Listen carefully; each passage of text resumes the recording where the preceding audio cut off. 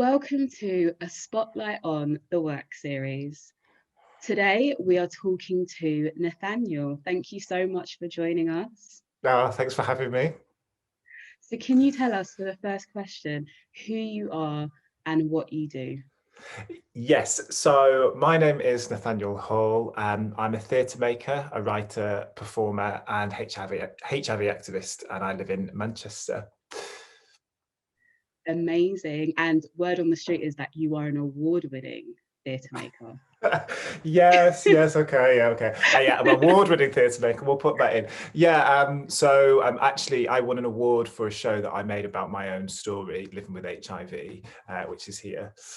It's called First Time. It's a published script as well. So 2020 wasn't all a bad year. Well, it wasn't for me anyway.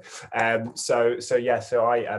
actually wrote a show about my life living with HIV and put that on stage. That's been touring the UK until coronavirus hits. So it's on hold at the minute, but it will be going back on tour as well soon.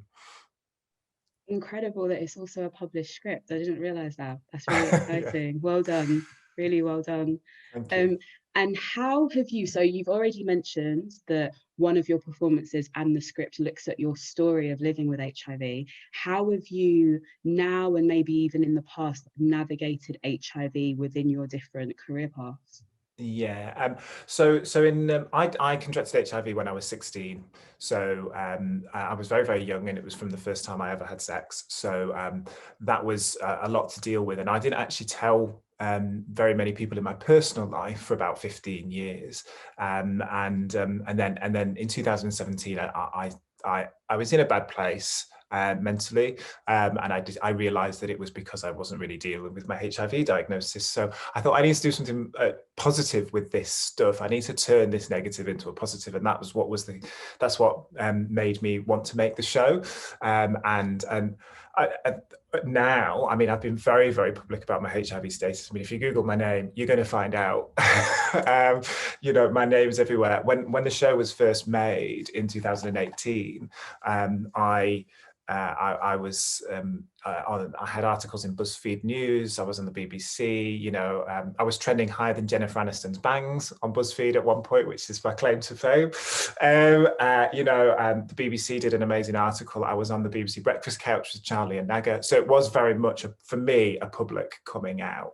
And for me, that was the right choice, because for so long, I'd lived with quite a lot of shame and secrecy around my diagnosis. So I kind of had to flip the script. So now, I think it's almost impossible for people to not know about my HIV status. And for me, that's really empowering, because I'm in control, and no one can weaponize it against me, or there can't be any secrecy about it or any shame in the workplace. I work and freelance, so I work for myself mostly, but I do work for organizations. And for me, it's very useful for them to know, because whilst my HIV is managed and I'm happy and healthy, I do have some mental health side effects from my diagnosis, from some past traumas related to HIV and not related to HIV. So it's really important for me to be able to say, I need to take an afternoon off because of this, or I need to go to get my bloods done, and it be really normal and really easy, in the same way that I might go, I can't come in today because I'm going to the dentist. Do you know what I mean? So that was really the whole journey and the reason for making the show, so that I could get to that point where I was in control of that conversation with employers. In the past, prior to that, when I have worked I used to work in like retail, and I used to work in promotions, like at Manchester Airport and stuff. With those employers, I tended to not tell them, but I was much, much younger. I was living with a lot more shame around my diagnosis, and there was a lot less reason for me to tell them, because it was casual work, casual jobs, not full time. It was relatively easy to manage my HIV stuff separately without having to go, I need to take some time off work, or I need to do this thing. So there's been kind of a few different approaches, but now certainly the one is tell everyone for me. It's amazing, like your story, because I know that it will resonate with a lot of the viewers. Even if you had different starting points, perhaps many of the young people watching would have been told about their HIV status around the same time you Yeah, contracted HIV, and kind of that journey will really resonate with them. You know, I'm really interested to chat to you like a little bit more in terms of being a freelancer and working for yourself, because I think you're the only person I've interviewed who's self-employed, or at least right. shared that in the recording. So Yeah. like, how has that just been generally working for yourself? Yeah, I think that might have that working for myself. I mean, I work in the arts, which generally a lot of people are work for themselves. You know, it's quite rare unless you're working for an organization or event, an arts venue. Most artists are freelance, so by the very nature of what I do, I have to be. Um, but I think I've also fell into that role because of sort of slightly because of my HIV, because actually what it gave me was the freedom to control my life in the workplace. And what it means is that, like I mentioned before, if I, for instance, you know, I suffer from post-traumatic stress disorder. So if I have a flare up of that, I can manage that really easily because I'm my own boss. So I'm like, oh, I don't need to call anyone today and say I'm not coming into work. Or you know, it's like I can take time off. It's a double-edged sword because often, you know, you are solely responsible for your own income. And so that can put a lot of extra stress on yourself. And that's a difficult thing to manage because, you know, you can often then start to feel very guilty if you're not working. You know, work life balance can get out of kilter. You can find yourself, you know, working very late into the night, and then sometimes having to go, why am I so, you know, I need to take some time off here and relax, or not necessarily give yourself enough time off for holidays, because life as a freelance artist is pretty tough. I'm not gonna lie. I mean, I know, like, I'm a published playwright, but I'm telling you, I still live with my parents, so I'm very lucky in that sense that I'm not paying rent at the minute. You know, income fluctuates a lot in my industry. You know, so one month I can be, you know, shooting a TV role as an actor, and be, you know, and that's great, money's coming in. and then for the next 2 months there can be very little work. So it's not for everyone. It's a roller coaster ride, and you have to have lots of good people around you. So I do have a very good, my theatre company, I have a really good producer who's very supportive, and you need a team. I'm a solo artist. I make work sort of by myself often, or lead projects, but I have a whole team of other people around me. Sometimes when people are like, oh God, it's amazing you've done this, and I'm like, yeah, but you want to see the list of people that are involved, you know, like it's not just me. There's a whole team that kind of makes this work.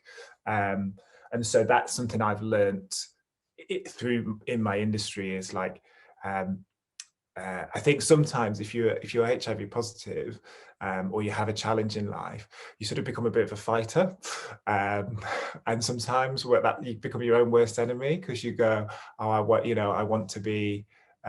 I've got to do this myself. I've got to prove to myself that I can do this, and failure is not an option, you know. And like, and that narrative's often very present in forums for people with HIV as well. I think, like, that positive narrative of like, yeah, we can, you know, HIV is not going to define me. It's not going to change. I'm going to live a life as full, if not fuller, than somebody who's HIV negative. And that can also, again, be a problem, because I put a lot of pressure on myself to perform.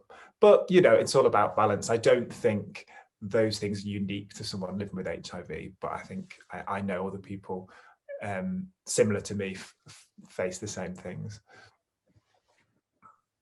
Thank you for giving that overview. And I think the last point you made was really important, because I can definitely relate to that. And I know other people who can as well. So it's important. I think sometimes that fighter energy was really good for a season and getting through a certain period. But sometimes knowing when to let go of that Yeah. as well. So it's, yeah, I appreciate you raising that, and thank you for giving such a detailed overview of being a freelancer working for yourself as well, because I think sometimes it's spoken about in quite a mystical way, like, yeah, work for yourself, and we don't really know like what that means and what that Yeah, looks like. well, So people thank think you. it's really Fine. glamorous, but you know, mostly it's like when you work for somebody else, they do all the boring stuff, and you get to do your job, like the thing that you like really like to do. And when you work for yourself, you have to do the thing you like to do and all the boring stuff. So you have to do all the accounts, and you have to keep all the receipts, and you have to do your tax return, and you have to manage your own time.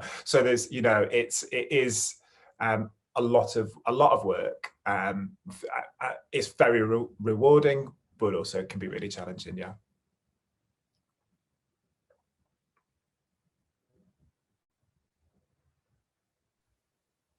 And the final question that I have for you is, what advice would you give to the young people watching, they're living with HIV and they want to be like you, whether it's maybe self-employed, work in the arts, be a playwright, what advice would you give to them? Wow, it's you're going to have to stick at it, because this industry, my industry, the arts industry, if you want to get into it, is notoriously difficult. Like, and it's notoriously difficult if you are white, you know, cisgendered, heterosexual, middle class. You know, it's like if you have any other challenges in your life, whether that be, so for me, I'm a gay man, and that's brought some different challenges and barriers growing up. You know, if you are black or Asian, you're going to find that it is going to be harder. I can't sugarcoat it. The industry, you know, the industry is a really tough place. But that said, things are changing, and there's lots of really positive things and lots of positive change in the industry. But you are going to have to get used to rejection. You have to learn to live with that and not take that personally. You have to learn to take feedback constructively, and learn and be open and willing to learn. And I think the main thing about working in the arts is like, it's quite a small community. News travels fast, so the way you present yourself and behave is really important. Like, if you be yourself, if you are friendly and nice and easy to get along with, that goes a hell of a long way. So I think, yeah, and I think for me, you know, I've worked in the arts ever since I graduated, which was donkey's years ago, 2008, when I graduated. So, but it's only really now in the last maybe 2 to 3 years where I really feel like my career has got to the point that the potential that I always knew I had. So it's taken a long time, and I've had to do lots of other work alongside that. And you have to be patient.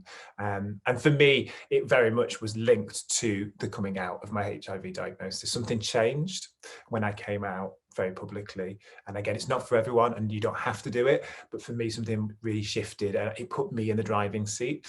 And as a result, you know, I made this, and then, you know, I was invited to audition for a television role. So my first major television role is in It's a Sin on Channel 4, which is on in January. So, you know, like, and they're all good people who understand me. You know, they understood my HIV diagnosis. They wanted to understand the challenges that I faced. So there are good people in the industry who want to help and support. You just got to find them.